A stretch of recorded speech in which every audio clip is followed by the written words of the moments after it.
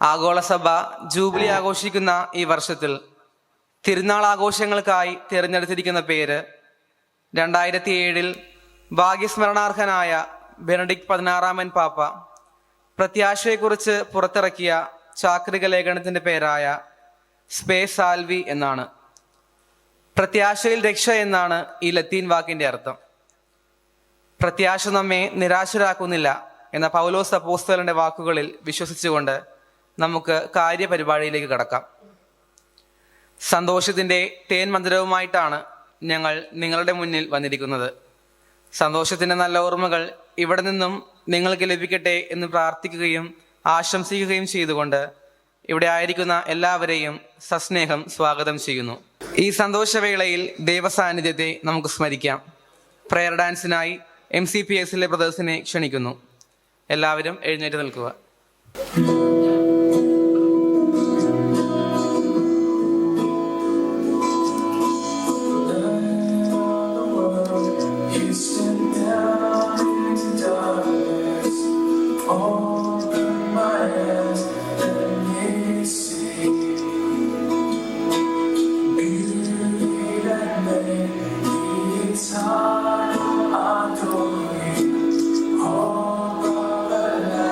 Stand with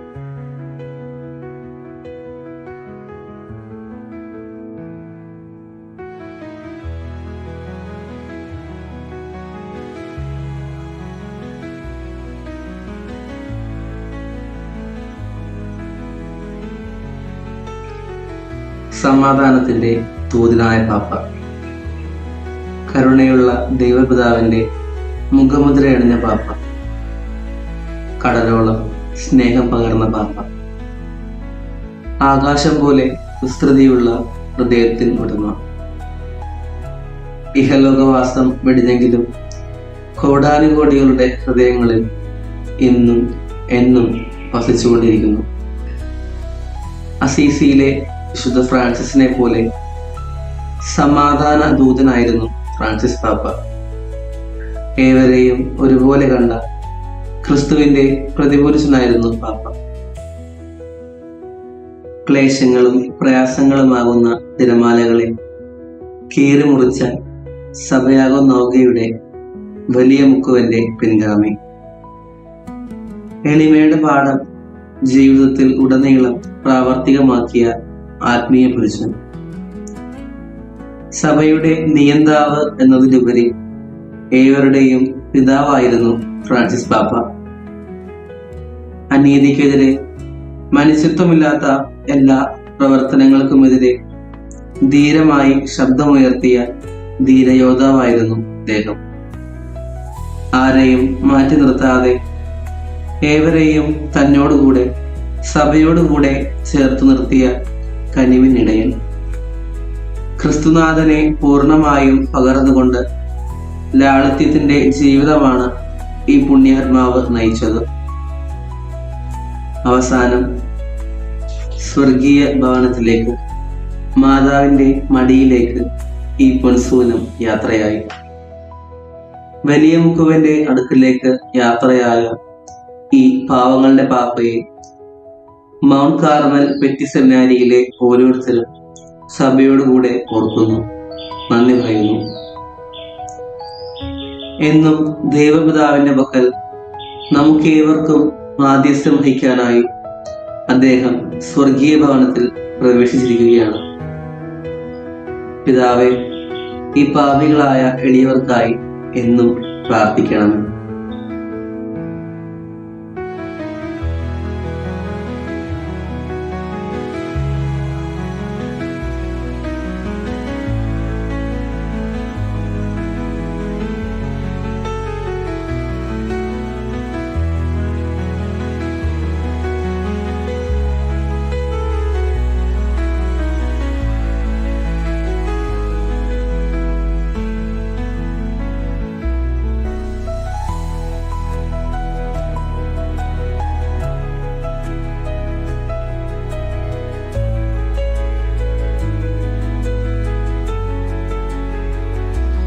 Pater, et Filii, et Spiritus Sancti. Amen.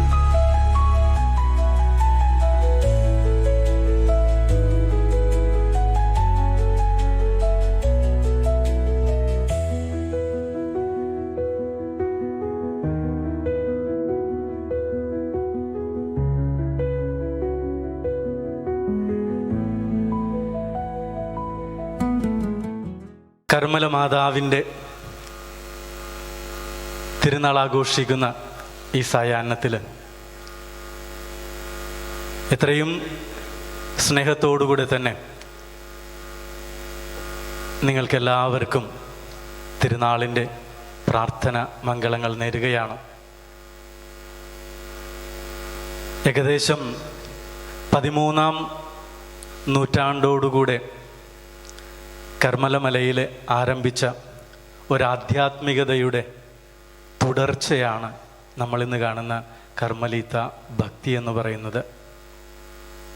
പരിശുദ്ധ അമ്മയുടെ സ്നേഹവും ഉത്തരീയത്തിലൂടെയുള്ള സംരക്ഷണവും അനുഭവിച്ചുകൊണ്ട് ഇന്നുവരെ ഒത്തിരിയേറെ മനുഷ്യർ പരിശുദ്ധ അമ്മയോടുകൂടെ ദൈവത്തിൻ്റെ സ്നേഹത്തിന് സാക്ഷ്യം വഹിക്കുന്നതിൻ്റെ ഒത്തിരി അടയാളങ്ങൾ സഭാചരിത്രത്തിൽ നമുക്ക് കാണുവാൻ സാധിക്കും.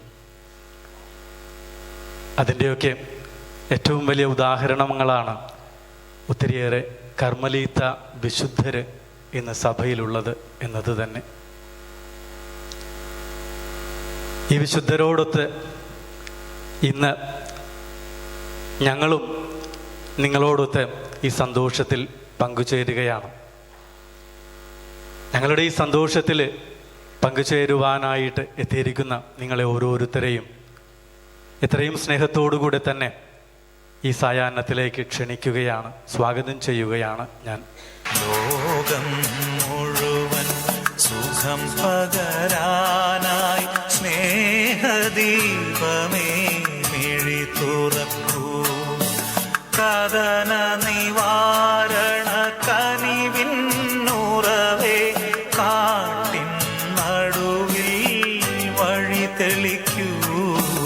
ലോകം മുഴുവൻ സുഖം പകരാനായി സ്നേഹദീപമേ മിഴി തുറക്കൂ.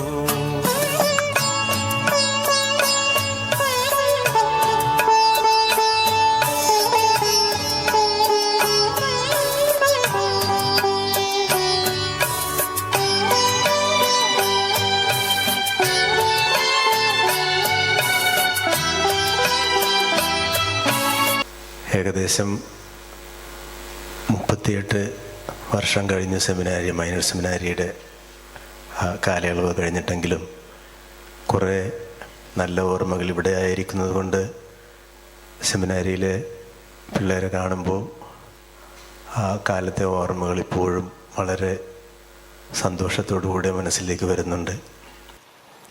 ജോണിയച്ചനും സന്തോഷച്ചനുമൊക്കെ ഞങ്ങൾ ഒരു വർഷത്തെയും 2 വർഷത്തെയും, അഭിനയച്ചനും 1 വർഷത്തെയും 2 വർഷത്തെയൊക്കെ വ്യത്യാസം ഉള്ളവരാണ്. അപ്പോൾ പരിപാടികൾക്ക് നിന്നിട്ടുള്ളതും കുറേ അബദ്ധങ്ങൾ പറ്റിയിട്ടുള്ളതൊക്കെ ഓർക്കുന്നുണ്ട്. ഞങ്ങളൊരു നാടകം കളിച്ചപ്പോൾ വിഗ് വെച്ചിട്ടുണ്ടായിരുന്നു. ഞാനൊരു വല്യപ്പൻ്റെ വേഷത്തിലായിരുന്നു. അപ്പോൾ ഒരു അച്ഛൻ ആ കുടുംബത്തിലേക്ക് വരുമ്പോൾ അച്ഛനെ കണ്ട ഉടനെ തലയിൽ കെട്ടഴിക്കുന്നുണ്ട്. തലയ്ക്ക് ഒരു കെട്ടുണ്ടായിരുന്നു. ആ കെട്ടഴിച്ചപ്പോൾ വിഗും കൂടി പോന്നു. ആ വിഗും കൂടി പോന്നപ്പോൾ ചെറിയ തലയും മുടിയൊന്നും ഇല്ലാത്ത തലയിൽ വല്യപ്പൻ നിൽക്കുന്നതായിട്ടാണ് കാണുന്നത്. അപ്പോൾ ഇതിൻ്റെ മാർക്കച്ചൻ പറഞ്ഞ് കർട്ടൻ ഇട്ടേക്കാൻ പറഞ്ഞു. കുരിത്ര പിതാവ് എല്ലാവരും കൂടി ഭയങ്കര ചിരിയായി. പിന്നെ ടെൻഷൻ പിടിച്ച് രണ്ടാമത് ആ സീനെടുത്തതൊക്കെ ഓർക്കുന്നുണ്ട്. ഇപ്പോൾ എത്ര മനോഹരമായിട്ടാണ് നമ്മുടെ ബ്രദേഴ്സ് പരിപാടികൾ അവതരിപ്പിക്കുന്നതും. ഒത്തിരി സന്തോഷമാണ് നമുക്കെല്ലാവർക്കും. ഒത്തിരി കഴിവുള്ള നമ്മുടെ ബ്രദേഴ്സിൻ്റെ ആ കലാപരിപാടികളും സാമർഥ്യവും ഒക്കെ കാണുമ്പോൾ പരിശുദ്ധ അമ്മയുടെ കൂട്ടില്ലാതെ നമുക്കാർക്കും, പ്രത്യേകിച്ച് അച്ഛന്മാർക്കും സമർപ്പിത ജീവിതം നയിക്കുന്നവർക്കും ബ്രദേഴ്സിനും ജീവിക്കാനായിട്ട് സാധിക്കില്ലെന്നറിയാം. പരിശുദ്ധ അമ്മയാണ് നമ്മുടെ എല്ലാവരുടെയും ശക്തി.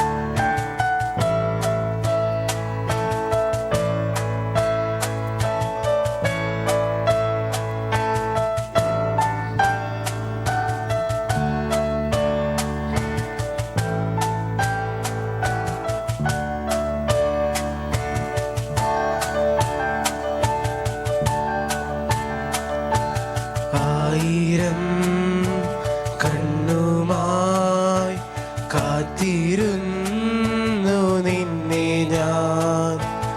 എന്നിൽ നിന്നും പറന്നകന്നൊരു പൈങ്കിളി, മലർത്തേൻ കിളി, പൈങ്കിളി മലർത്തേൻ കിളി. മഞ്ഞു വീണതറിഞ്ഞില്ല,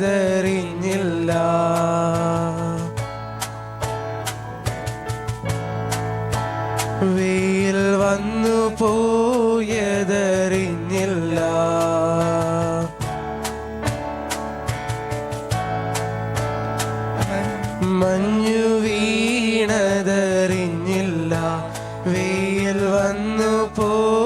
പോയതറിഞ്ഞില്ല. ഓമലേ നീ വരും നാളുമിന്നിരുന്നു ഞാൻ. വന്നു നീ വന്നു നിന്നു നീ എൻ്റെ ജന്മസാഫല്യമേ. വന്നു നീ വന്നു നിന്നു നീ എൻ്റെ ജന്മസാഫല്യമേ. ആയിരം കണ്ണുമായി കാത്തിരുന്നു നിന്നെ ഞാൻ. എന്നിൽ നിന്നും പറന്നകന്നൊരു പൈങ്കിളി മലത്തിൻ കിളി, പൈങ്കിളി മലത്തിൻ കിളി.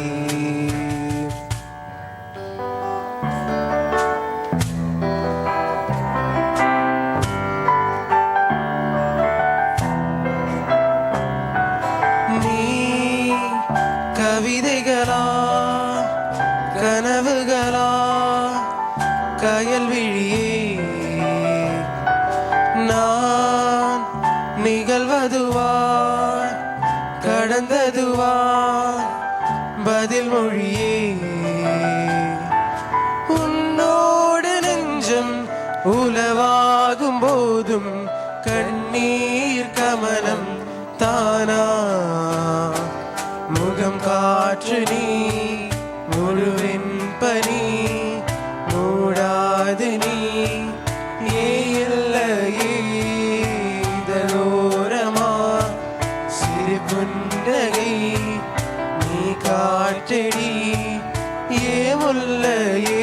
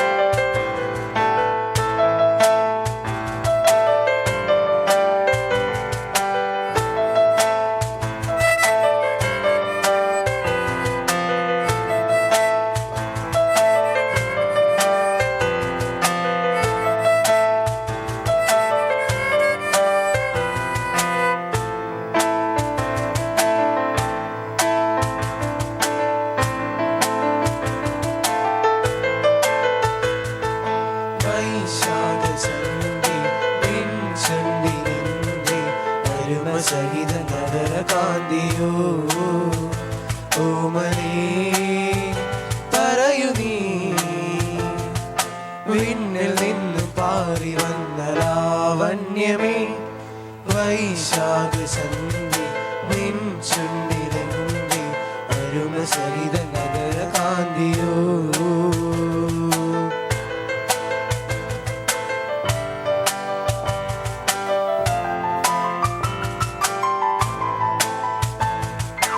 ഒരു യുഗം ഞാൻ തപസിരുന്നു ഒന്നു കാണുവാൻ.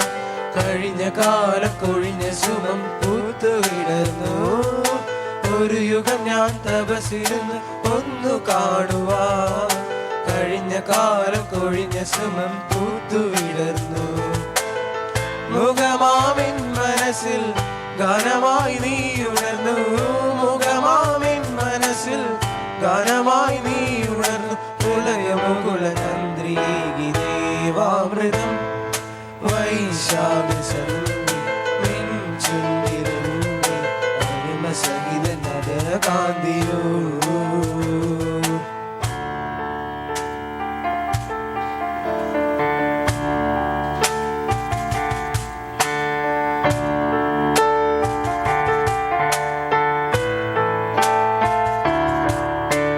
ഓമൽ കൺമണി ദിലേവാ കനവിൻ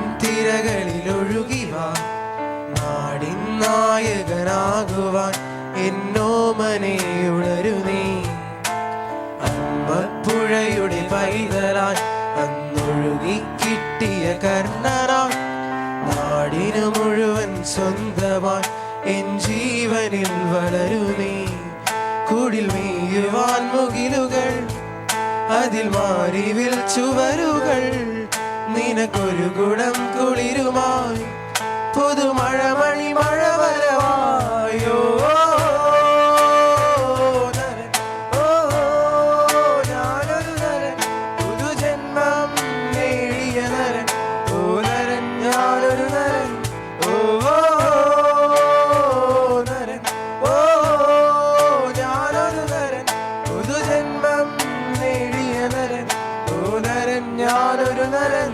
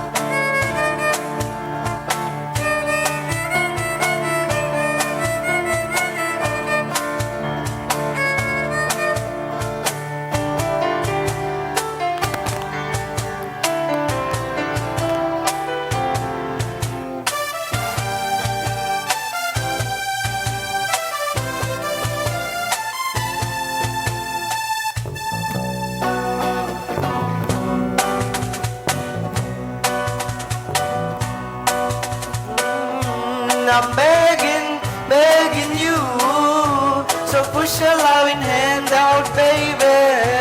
I'm begging you, so push your loving hand out, darling. Riding hard, now a king, playing hard and fuss aside everything. Walked away, want me then. Easy gone, you do then. So into my feet to get me, no, yeah, into my seek, let me know. Into my feet to get me, no, but the plans I see, just let me go. I'm on my knees when I'm begging, so I don't wanna lose you. Yeah, yeah, ra-da-da-da. I'm begging you, so push your loving hand out, baby. I'm begging you, so push your loving hand out, darling. I need you to understand. Try so hard to be your man, the kind of man you want, yeah. Only then can I begin to live again. Empty shell used to be shadow, my life is hanging over me. Broken man, I don't know. Never stands in my soul. Into my feet, get me know, yeah. Into my seat, let me know. Into my feet, get me know. But the plans I see, just let me go. I'm on my knees and I'm begging, 'cause I don't wanna lose you. Yeah, yeah, ra-da-da-da. So I'm begging you. So push your loving hand out, baby. I'm begging you. So push your loving hand out, darling.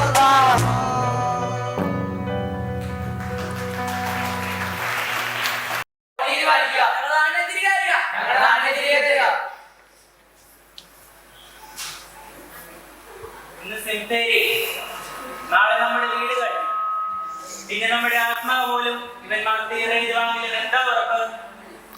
അധികാരത്തിൽ ഒഴുക്കിനനുസരിച്ച് അറിയുന്ന ചട്ടമീനുകളാണ് നമ്മൾ. ഈ നാളെ ജർമ്മനിക്ക് കുഴപ്പമില്ലേ? പിന്നെ പെട്ടെന്നെന്താ ഈ നാടിനോടൊരു സ്നേഹം?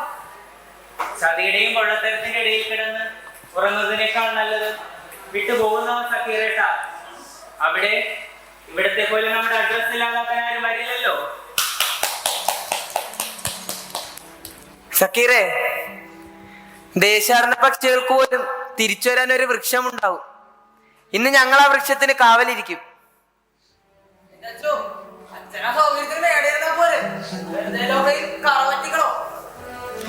നമ്മുടെ നാട്ടില് ഈ കലൂടെ അഴുക്കാകാതെ ഈ വെളുത്ത് തിളങ്ങുന്ന ലോഹയിട്ട് എനിക്ക് എങ്ങനെ നടക്കാൻ കഴിയും സക്കീറേ?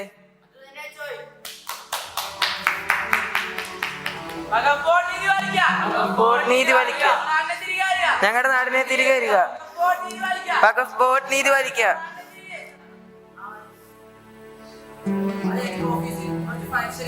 ഞാൻ പോയിട്ട് വരാം. ആ മെമ്പറിനെ ബോർഡ് വിലക്ക് വാങ്ങാൻ തോന്നുന്നു. അതാ പുതിയ കുപ്പായം കാണുമ്പോഴേ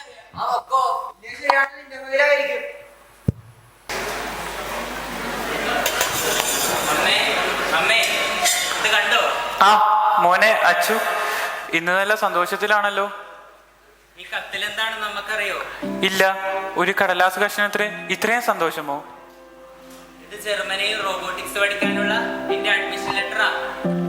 ഈ ദുരിതത്തിൽ നിന്ന് രക്ഷപ്പെടാനുള്ള എന്റെ ടിക്കറ്റ്. ഓ ദൈവത്തിന് നന്ദി. പക്ഷേ അവനെ നീ എന്നെ ഒറ്റക്കാക്കി നിന്റെ ലക്ഷ്യങ്ങൾക്ക് പുറകെ പോകുവാണോ? അപ്പച്ചൻ മരിച്ചതിന് ശേഷം നീ മാത്രമല്ലേ എൻ്റെ ഏകാശ്രയം? അതെന്താ അമ്മേ, എന്റെ സന്തോഷം കണ്ടിട്ട് അമ്മക്കൊരു സങ്കടം പോലെ? നീ പോയാൽ പിന്നെ എൻ്റെ കാര്യം എന്താകും? അതാണോ? കുറച്ചു മാസത്തെ കാര്യമല്ലേ ഉള്ളൂ. അമ്മയെ ഞാൻ ജർമ്മനിക്ക് കൊണ്ടുപോകില്ലേ? ഇത്തവണ ഞാൻ ജർമ്മനിക്ക് പോകുമ്പോ എന്റെ ജർമ്മൻ ബുക്ക് ഞാൻ അമ്മക്ക് തന്നിട്ട് പോകാം. ജർമ്മൻ പഠിച്ചു വെച്ചോ, ആവശ്യം വരും. എൻ്റെ അവലാതി അതല്ല. നീ അപ്പച്ചൻ്റെ വഞ്ചിയും വലയും വിൽക്കാൻ പോകുമല്ലേ? അപ്പൻ്റെ ആകെയുള്ള ഓർമ്മ അതല്ലേടാ? നമ്മുടെ അപ്പന്റെ വള്ളവും വലയും ഞാൻ വിൽക്കാനോ? അതിന് എനിക്കെങ്ങനെ പറ്റും അമ്മേ? പിന്നെ ജർമ്മനിയിൽ പോകാനുള്ള പണം അത് നമ്മൾ എവിടെ നിന്ന് കണ്ടെത്തും മോനച്ചു? ഈ വീട് പണയാൻ വെച്ച് ഒരു ലോൺ എടുക്കാനായിരുന്നു എന്റെ ആലോചന. വീട് വിൽക്കാനോ? ഇല്ല അമ്മേ, ഒരു ലോണല്ലേ, അത് നമുക്ക് അടച്ചു തീർക്കാവുന്നല്ലേ ഉള്ളൂ. തിരിച്ചടക്കാൻ പറ്റിയില്ലെങ്കിൽ? അതോർത്ത് പേടിക്കണ്ട. ഈ അച്ഛനില്ലേ, നീ തുടങ്ങി വെച്ച ആ സമരത്തിന്റെ കാര്യങ്ങൾ ആലോചിക്കുമ്പോഴാണ് എനിക്ക് ഏറ്റവും കൂടുതൽ പേടി. പിന്നെ ഏതേലും അലപരാതി കയറി വന്ന് സെമിത്തേരി പോലുള്ള പൊതുസ്ഥലത്തിന് അവകാശം സ്ഥാപിക്കാൻ നോക്കിയാൽ കൈ കെട്ടി നോക്കി നിൽക്കണോ? നമ്മുടെ പൂർവികർ ഉറങ്ങുന്ന മണ്ണല്ലേ അമ്മ അത്. പള്ളിക്കല്ലാതെ അതിൽ വേറെ ആർക്കും അവകാശമില്ല. ഈ ആവേശമാണ് നമ്മുടെ സമരത്തിന് വേണ്ടത്. ഈ ആവേശം ജർമ്മനിയിലാണെങ്കിലോ? അതൊരു വിഷയമല്ലല്ലോ. ഒരാൾക്ക് പകരം മറ്റൊരാൾ. നമ്മുടെ വീട് നഷ്ടപ്പെട്ടാൽ നമ്മൾ എന്ത് ചെയ്യും മോനെ? നഷ്ടപ്പെട്ടാലോ? ഞാൻ സമ്പാദിക്കുന്ന യൂറോ വെച്ച് ഇതുപോലെ ഒന്നല്ല 2 വീടാണെങ്കിൽ നമുക്ക് പണിയാം.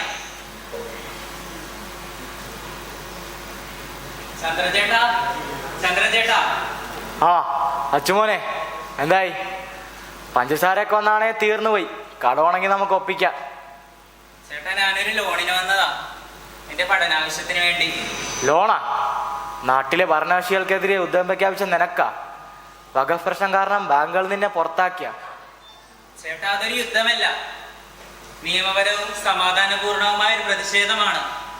പിന്നെ എന്റെ വീടും സ്ഥലവും ഈ പ്രശ്നത്തിൽ ഉൾപ്പെട്ടിട്ടുമില്ല. ഗാന്ധിജിയുടെ ഉപവാസം അങ്ങനെ ആയിരുന്നില്ലേ? എന്നിട്ടെന്താ, അങ്ങേരെ വിസൃതാക്കിയില്ലേ? ഇവിടെ ഇത്രയും പ്രശ്നം ഉണ്ടാക്കിയിടുന്ന എനക്ക് എന്ത് കിട്ടാനാ? ചേട്ടാ നോക്കിയേ, എന്റെ അഡ്മിഷൻ ലെറ്റർ, ആധാരം, റെക്കമെൻഡേഷൻ ലെറ്റർ എല്ലാം ഉണ്ട്. അവിടെ അച്ചു, നിനക്ക് ജർമ്മനിയെ കുറിച്ച് പറയാനേ നിനക്കറിയാലോ. അവിടെ എല്ലാത്തിനും ഭയങ്കര കൃത്യനിഷ്ഠതയാ. പക്ഷേ നമ്മുടെ മുനമ്പത്തെ കാര്യം അങ്ങനെയല്ലല്ലോ. ചേട്ടാ, റോബോട്ടിക്സുമായി ബന്ധപ്പെടുത്തിയിട്ടുള്ള ഒരു റിസർച്ച് ഫെലോഷിപ്പാണ് എന്റേത്. ഈ വീട് പണയം വെക്കാനുള്ള ഒരു സഹായം മാത്രം ചെയ്തു തന്നാൽ മതി.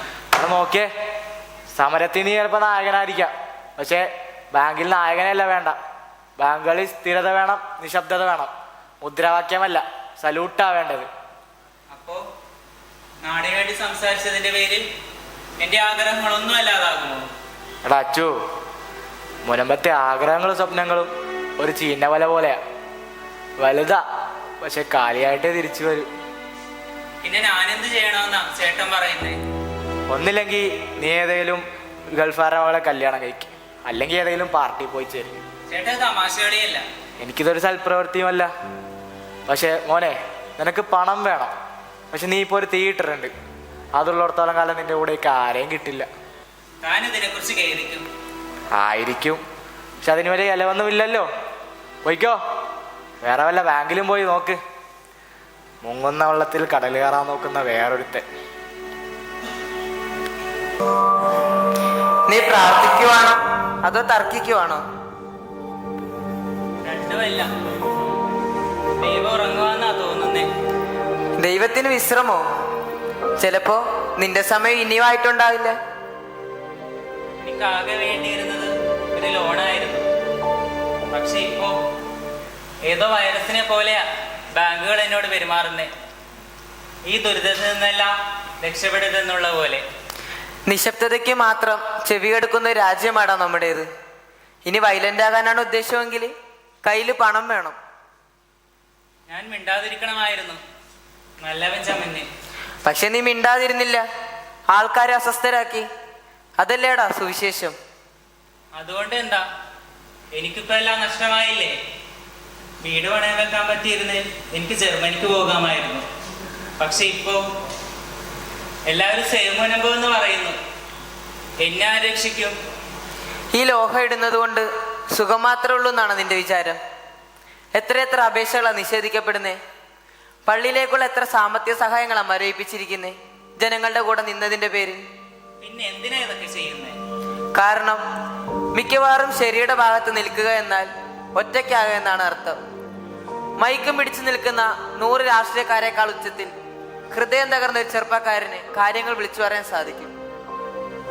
ചില ഡയലോഗ് കൊള്ളാം, പക്ഷെ അതുകൊണ്ടൊന്നും എനിക്ക് വിസ കിട്ടില്ലല്ലോ. അതില്ല, പക്ഷെ അതിലും വിലയേറിയൊന്നുണ്ട്. ലോൺ എടുക്കുന്നവരെയല്ല, വെല്ലുവിളി ഏറ്റെടുക്കുന്നവരെയാണ് ചരിത്രം ഓർക്കുക.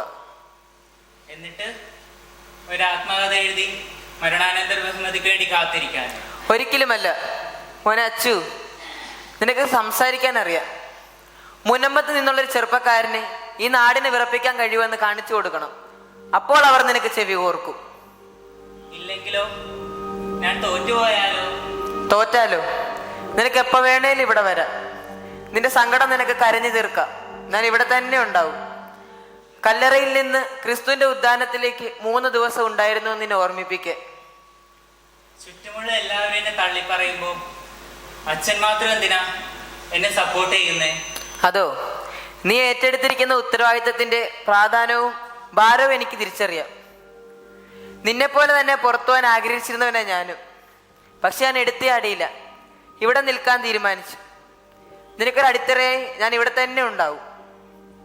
ഓക്കേ അച്ഛാ, ഞാൻ ഉറക്കെ സംസാരിക്കും. പക്ഷെ എന്റെ കയ്യിൽ നിന്ന് പോയാ അതിന്റെ ഉത്തരവാദിത്തം ഈ അടിത്തറയ്ക്കായിരിക്കും. ഓ, എങ്കിലാ ദിവസത്തേക്ക് ഞാൻ നല്ലൊരു ഷർട്ട് തേച്ച് വയ്ക്കും. നമ്മുടെ ഭൂമി വെറും കല്ലും മണ്ണും മാത്രമല്ല, അതിന് വിയർപ്പാകുന്ന രക്തത്തിന്റെ ഗന്ധമുണ്ട്.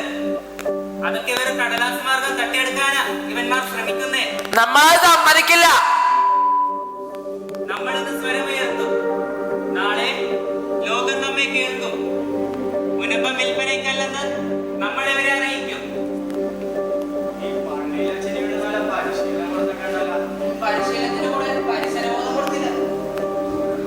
മുനമ്പത്ത് നിന്ന് തത്സമയം അറബിക്കടലിന്റെ ഓളങ്ങളെക്കാൾ പ്രതിഷേധത്തിന്റെ തിരയുയർത്തുന്ന അച്ചു ജോസഫ് എന്ന ചെറുപ്പക്കാരെ നമുക്ക് പരിചയപ്പെടാം. അച്ചു ജോസഫ്, താങ്കൾ ഒരു വിപ്ലവകാരിയാണോ? എനിക്ക് ആകെ വേണ്ടിയിരുന്നത് ഒരു വിസയായിരുന്നു. പക്ഷെ ഇപ്പോ ഒരു ഗ്രാമം മാത്രമാണ് ഇവിടെ ഉള്ളത്. മുസ്ലിം സമൂഹത്തോടുള്ള സഭയുടെ ഒരു പോരാട്ടമാണോ ഇത്? മുസ്ലിം വിഭാഗത്തിനെതിരായിട്ടുള്ളതല്ല.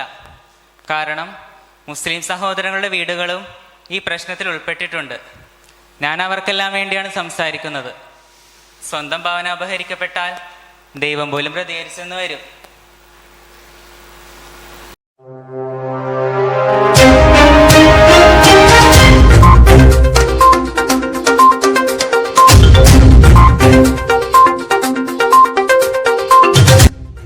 പ്രധാന വാർത്തകളിലേക്ക് സ്വാഗതം. തങ്ങളുടെ അവകാശങ്ങൾക്ക് വേണ്ടി പോരാടുന്ന ഒരു ജനത്തെ മുനമ്പത്ത് ഒരുമിച്ച് കൂട്ടി അച്ചു ജോസഫ് എന്ന യുവ നേതാവ്. പ്രധാന വാർത്താ ചാനലുകളിൽ ഇടം നേടുന്ന ഈ സംഭവം സമൂഹ മാധ്യമങ്ങളുടെ ശ്രദ്ധേയമാണ്. സമരത്തിന് മുഴുവൻ പിന്തുണ നൽകി ശലം ഇടവക വികാരി ഫാദർ ആന്റണി വടക്കേപ്പറമ്പിൽ ജനത്തിനു വേണ്ടി സംസാരിച്ചു. ദൈവം വസിക്കുന്നത് ഏതെങ്കിലും ഒരു പുസ്തകത്തിലല്ല, നീ നീതി വാഴുന്നിടത്താണ്. നീതിക്ക് വേണ്ടിയുള്ള ദാഹമാണ് മുനമ്പത്തെ വിശുദ്ധമാക്കുന്നത്. സംഭവ സ്ഥലത്ത് നിന്ന് ന്യൂസ് 60 റിപ്പോർട്ടർ ലൈസൻ നമ്മളോട് തത്സമയം നമ്മളോട് ചേരുന്നു. ഹലോ ലൈസൻ ജോസഫ്, കേൾക്കുന്നുണ്ടോ? അതെ ആൽഡ്രിൻ, കേൾക്കുന്നുണ്ട്. ഒരു പാർട്ടിയുടെ പിന്തുണയില്ലാതെ സമരത്തെ മുന്നോട്ട് നയിച്ച അച്ചു ജോസഫ് എന്ന യുവ നേതാവിനെ പറ്റി ജനങ്ങളുടെ അഭിപ്രായം എന്താണ്? മുനമ്പത്തെ യുവ നേതാവായ അച്ചു ജോസഫിനെ പറ്റി വിഭിന്നമായ അഭിപ്രായമാണ് നാട്ടുകാർക്കുള്ളത്. നമുക്കത് നാട്ടുകാരോട് തന്നെ ചോദിച്ചറിയാം. ഞാനിത് അമ്പില്ല. ആദ്യം പ്രതിഷേധമായിരുന്നു, ഇപ്പൊ രാഷ്ട്രീയമായി. ഇവന് അഴിമതിക്കാരനാവും. എല്ലാം വീണ്ടും ആവർത്തിക്കും. എന്തോ വ്യത്യാസമുള്ള പോലെ തോന്നണം. നമ്മളൊക്കെ വിലപ്പെട്ടവരാ തോന്നണം സംസാരിക്കുമ്പോ. അവനെന്തോ ദുരുദ്ദേശമുള്ളത് പോലെ. അത് മാത്രമല്ല, അവന്റെ പിന്നിൽ നിന്ന് ആരോ പ്രവർത്തിക്കുന്നുണ്ട്. അവന്റെ മനസ്സിൽ നന്മയുള്ളത് കാരണമാണ് അവൻ നമ്മളെ സഹായിച്ചത്. അവനാണ് യഥാർത്ഥ നേതാവ്. അവനെ എങ്ങനെ വിട്ടാൽ അവൻ നമുക്കൊരു ഭീഷണിയാവും. അതുകൊണ്ട് ഞാനൊരു പ്ലാൻ ഇട്ടിട്ടുണ്ട്. തട്ടിക്കളയാനാണോ? അല്ലല്ല, ചെയ്തുകൊണ്ടിരിക്കുന്നതൊക്കെ അവൻ അനുഭവിക്കണം. മുനമ്പത്ത് നിന്ന് തത്സമയം. വഖഫ് ബോർഡിനെതിരെ മുന്നോട്ട് വന്ന വ്യക്തി ജയിലിൽ അടയ്ക്കപ്പെടുന്ന സാഹചര്യമാണുള്ളത്. മുദ്രാവാക്യം എന്ന പേരിൽ മതവികാരം മുറിപ്പെടുത്തുന്ന കുറിപ്പുകൾ കണ്ടെത്തിയതിന് പിന്നാലെയാണിത്. സമുദായ നീതിയുടെ പേരിൽ വെറുപ്പ് നടത്താനുള്ള ശ്രമം നടത്തിയിട്ടുണ്ടെന്നാണ് നമുക്ക് ലഭിച്ചിരിക്കുന്ന റിപ്പോർട്ടുകൾ. സമരത്തിന് നേതൃത്വം നൽകിയ അച്ചു ജോസഫിനോടൊപ്പം സ്ഥലത്തെ ഇടവികാരിയും സംശയത്തിന്റെ നിഴലിലാണ്.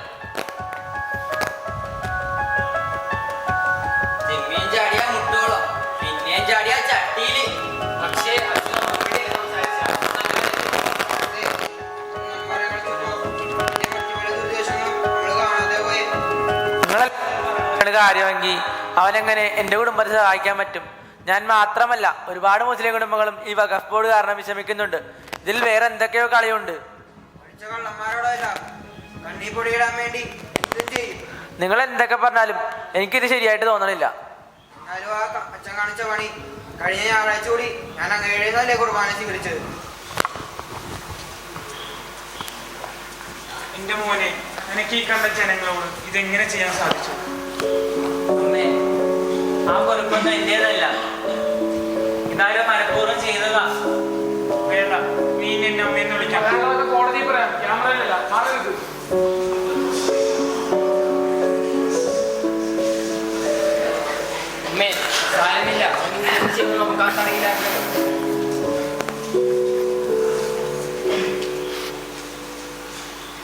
പ്രിയപ്പെട്ട മുനമ്പ നിവാസികളെ, സമാധാനപൂർണമായ സമരം എന്നതിന്റെ പേരിൽ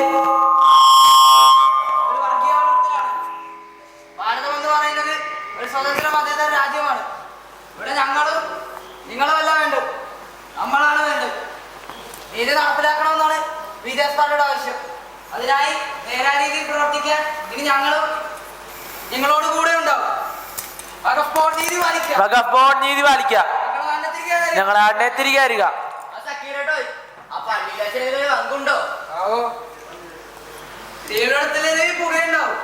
പുകയിനെ നമ്മളെല്ലാവരും കണ്ടതല്ലേ? അപ്പൊ തീർച്ചയായിട്ടും അവിടെ തീയുണ്ട്.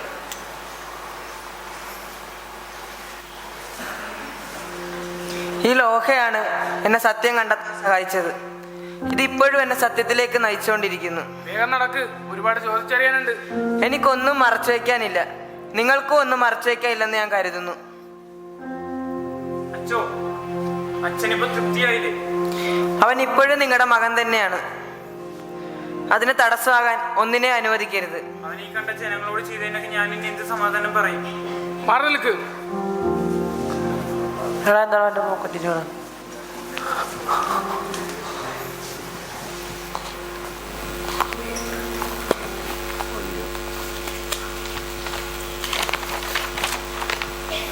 എനിക്ക് ആദ്യമേ തന്നെ അറിയാമായിരുന്നു ഇത് സക്കീറിന്റെ പണിയാണെന്ന്.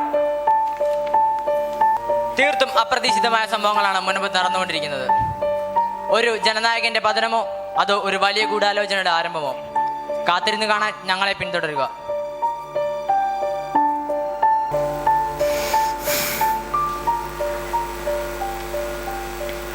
ജനങ്ങൾക്ക് വേണ്ടി നമ്മൾ സംസാരിച്ചില്ലേ, സമരം ചെയ്തില്ലേ?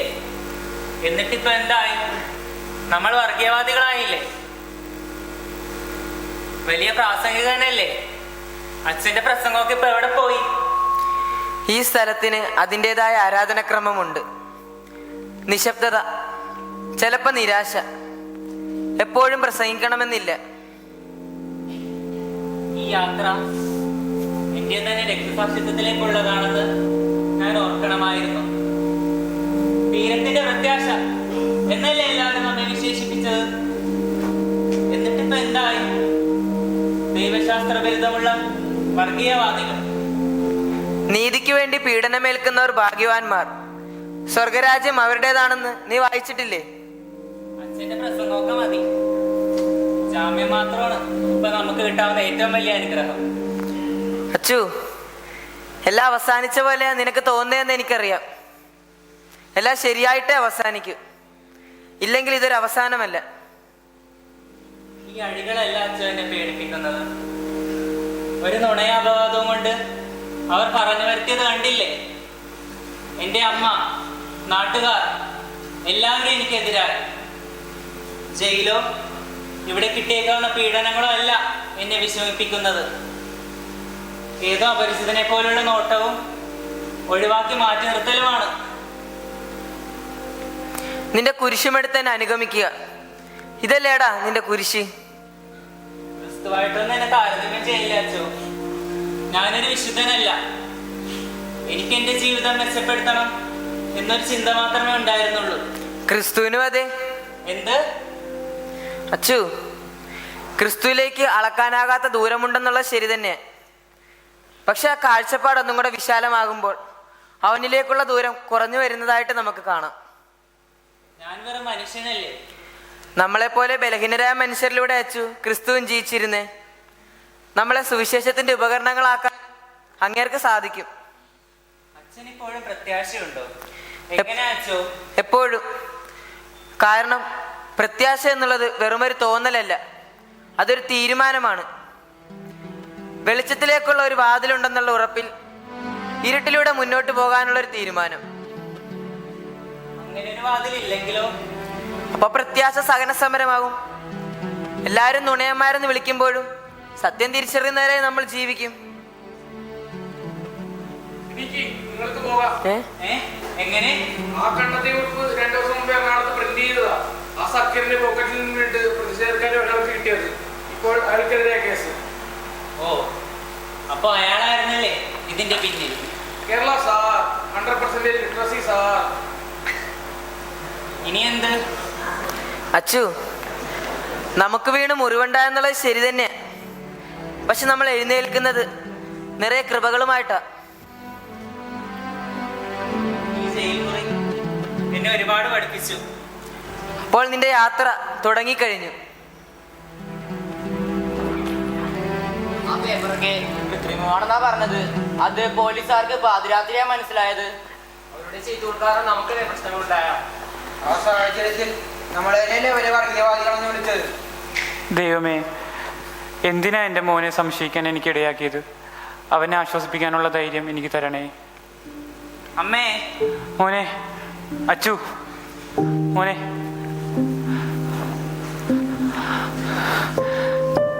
ഞാനൊരു അമ്മയായി നിന്റെ കൂടെ നിന്നില്ല. നീ തെറ്റ് ചെയ്ത് കാണുമെന്ന് ഞാനും എല്ലാവരോടും പറഞ്ഞു. ഒരു അമ്മയായി ഞാൻ തോറ്റുപോയില്ലടാ. സാരമില്ല അമ്മേ. ക്രിസ്തുവിനെ പോലും എല്ലാവരും സംശയിച്ചില്ലേ? ഇല്ല, അവൻ്റെ അമ്മ സംശയിച്ചില്ല.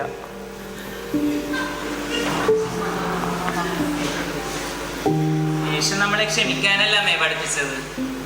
എനിക്കും ക്ഷമിക്കാൻ പറ്റും.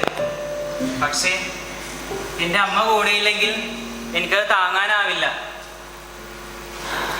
സമാധാനത്തിന് വേണ്ടി ദാഹിക്കുന്നവർ ഭാഗ്യവാന്മാരാണെന്ന് പറഞ്ഞിട്ടുണ്ട്. സമാധാനം അതത്ര ഫാൻസ് ഇല്ലാത്ത സംഗതിയാ. വോട്ടിനോ പ്രശസ്തിക്കോ വേണ്ടിയല്ല, സമാധാനത്തിന് വേണ്ടി ഞാൻ പ്രവർത്തിച്ചത്. അച്ഛനൊരു വർഗീയവാദിയാണെന്ന് പറഞ്ഞു നടന്നത് എനിക്കും പങ്കുണ്ട്. എന്നോട് ക്ഷമിക്കണമേ. വിദേശത്തേക്ക് പോവുക, അതായിരുന്നു എൻ്റെ ഏറ്റവും വലിയ ആവശ്യം. പക്ഷേ ഇവിടെ വിട്ടുപോയാൽ ഈ മീനിൻ്റെ മണം, പൊള്ളയായ വാഗ്ദാനങ്ങൾ, എല്ലാത്തിൽ നിന്ന് രക്ഷപ്പെടാൻ പറ്റുമെന്ന് ഞാൻ വിചാരിച്ചു. പക്ഷേ ഒരു പുരോഹിതൻ്റെ കൂടെ ജയിൽ മുറിയിൽ ചിലവഴിച്ച് ഞാൻ ഒരുപാട് പഠിച്ചു. എൻ്റെ നാടിനും കുറവുകളുണ്ട്. ബലഹീനമായ വിശ്വാസം, ബലഹീനരായ മനുഷ്യർ, പക്ഷേ വീഴ്ചയിൽ നിന്ന് ഉയർന്നവരാനുള്ള ധീരതയും. ഈ മനുഷ്യനിൽ ഞാൻ ക്രിസ്തുവിന്റെ മുഖം കാണുന്നു. ഇപ്പോൾ നിങ്ങളിലും.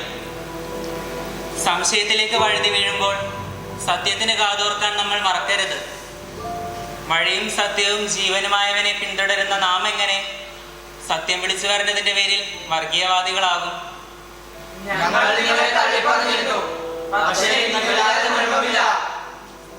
എനിക്ക് വേണമെങ്കിൽ ഈ നാട് വിട്ടു പോകാം, പക്ഷെ എനിക്ക് സമാധാനം കിട്ടില്ല. നിങ്ങൾക്ക് എന്നെ എന്നതിനേക്കാൾ ഇപ്പോൾ എനിക്ക് നിങ്ങളെ ആവശ്യമാണ്. ഇതാണ് എൻ്റെ വീട്.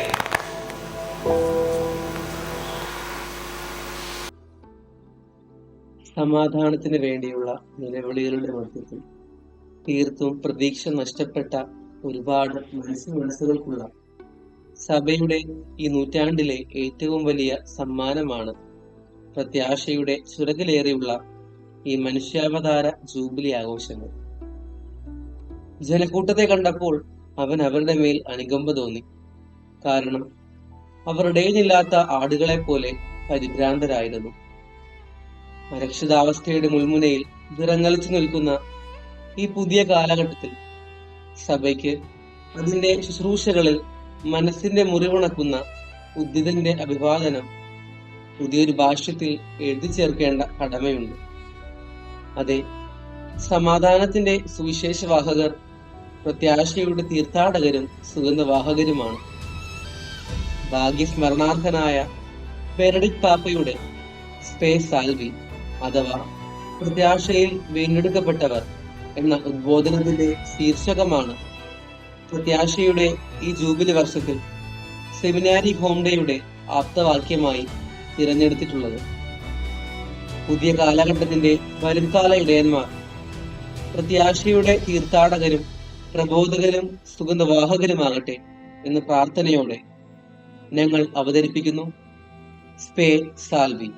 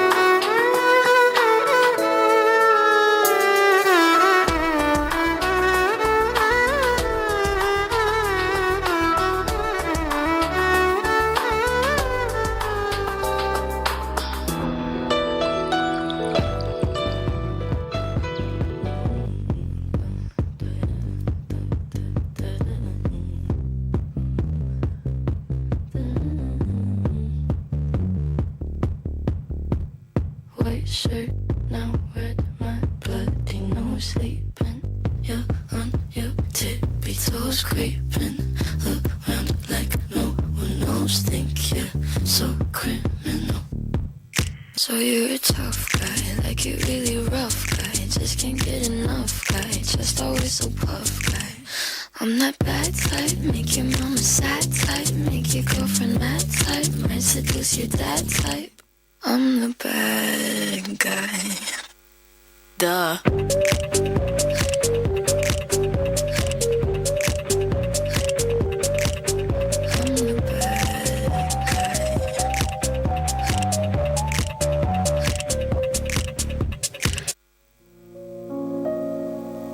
ഇത് സ്വർഗീയ അനുഭവം നുകരാനുള്ള സമയം.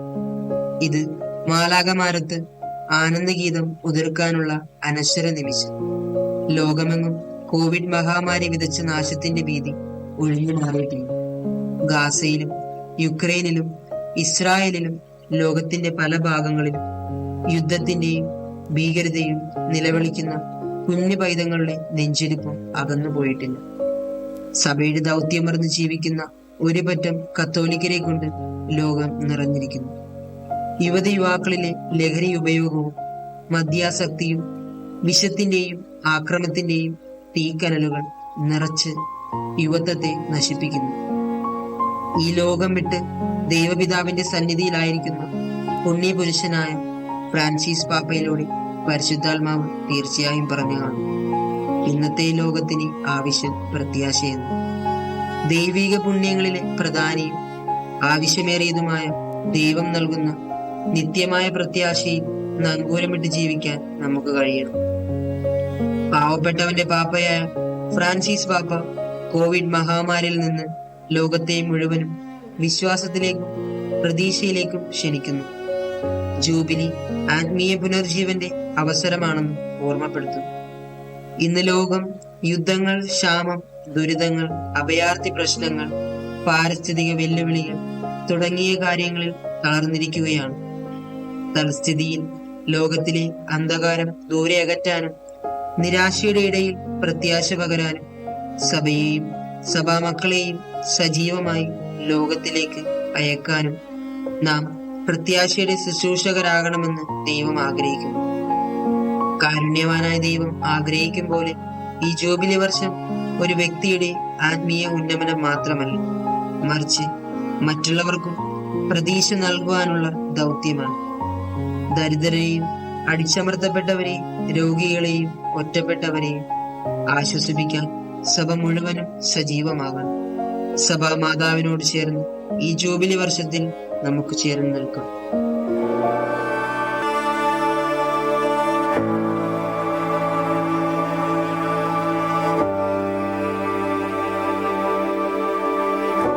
You call me out upon the waters, the great unknown, where feet may fail, and there I find you in the mystery, in oceans deep, my faith will stand.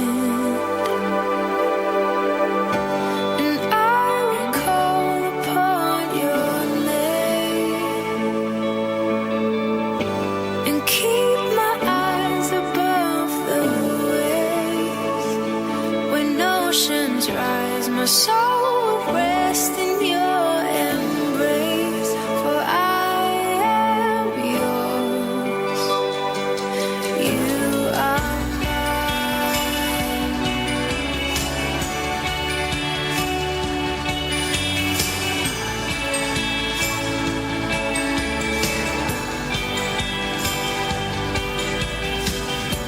Your grace abounds in deepest waters. Sovereign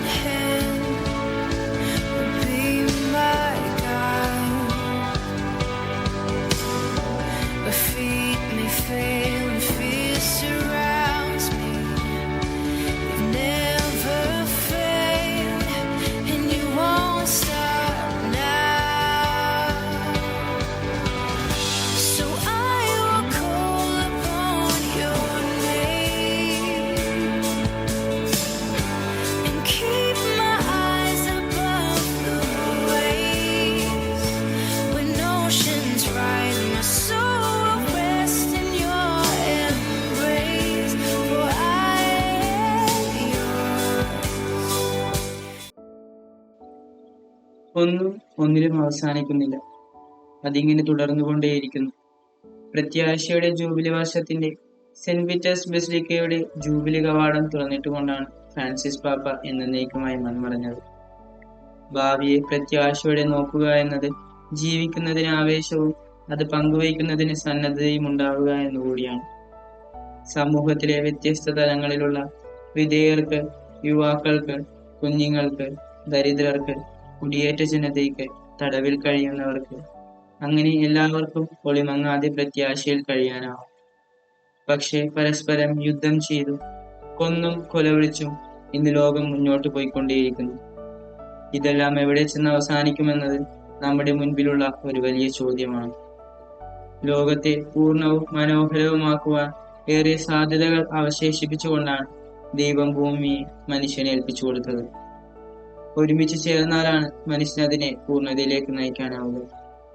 ജാതിയുടെയും വർഗത്തിന്റെയും ഗോത്രത്തിന്റെയും ദേശത്തിന്റെയും പേരിലൊക്കെ കലഹിക്കുമ്പോൾ എങ്ങനെയാണ് ലോകത്തെ പൂർണ്ണതയിലേക്ക് നയിക്കാനാവുക?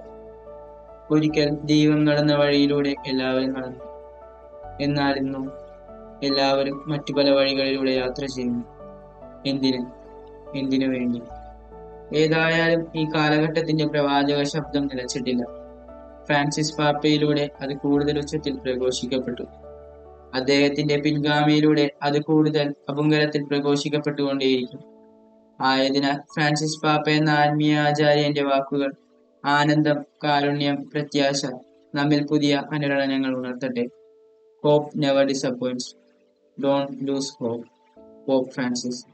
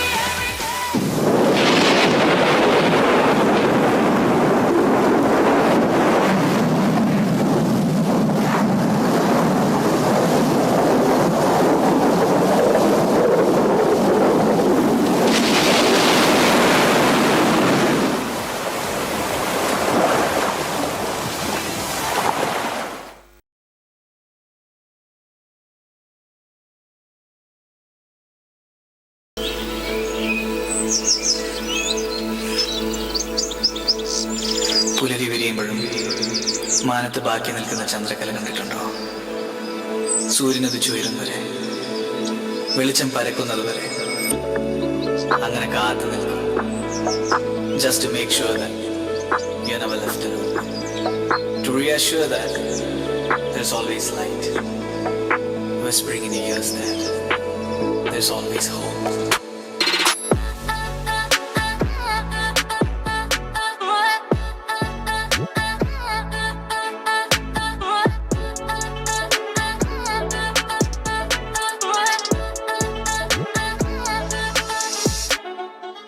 പ്രഭാതം കിളിയുടെ നാദം ഞാൻ കാണുന്നു വിരിയുന്ന വാനം കുയിൽ പാടുന്നു മധുരമി ഗാനം അകലെ ഉയരുന്ന സൂര്യനെ കാണാം sun rising in the east still moon shining on the peak yeah sun rising in the east still moon shining on the peak മനസ്സിൽ വേവലാതികൾ ആവലാതികൾ പുകയുമാതികൾ നിറയെ ഭീതികൾ നിന്റെ ചിന്തകൾ നിന്റെ ഘാതകർ നിന്റെ ഉള്ളിലോ 100 കേൾവികൾ സ്വയമുരുകി തീരും പോലെ തോന്നും നേരം മനസ്സാകെ വിങ്ങും പോലെ തോന്നും നേരം കണ്ണാകെ നീറും നേരം ഉള്ളാകെ പുകയും നേരം നീ തേടണം അകലെ വാനം feeling low just climb to the top just look at the sky just gaze at the stars just smile at the moon and wait for the sun just smile at the moon and wait for the sun വാനം മേലെ കാണും നീളെ താരങ്ങൾ പല നാളം പോലെ അമ്പിളി പുഞ്ചിരി തൂകും കീഴേ അമ്പര ചുംബികൾ മേഘം പോലെ ഇത്തിരി നേരം കാക്കാമകലെ സൂര്യനുദിക്കും പൊൻകല പോൽ ആ മഞ്ഞു പുതച്ചൊരു മാമല തെളിയും പക്ഷികൾ കരയും പൂവുകൾ വിരിയും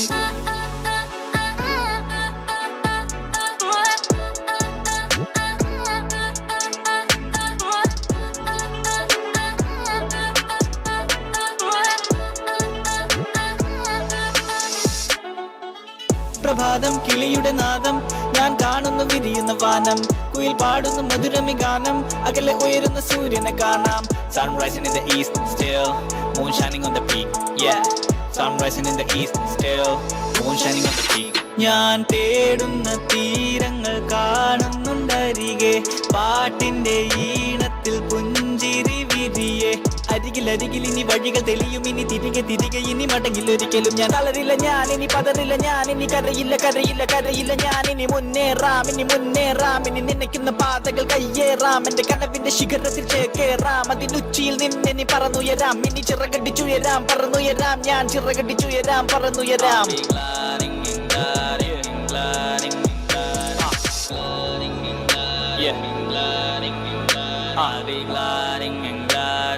Gliding.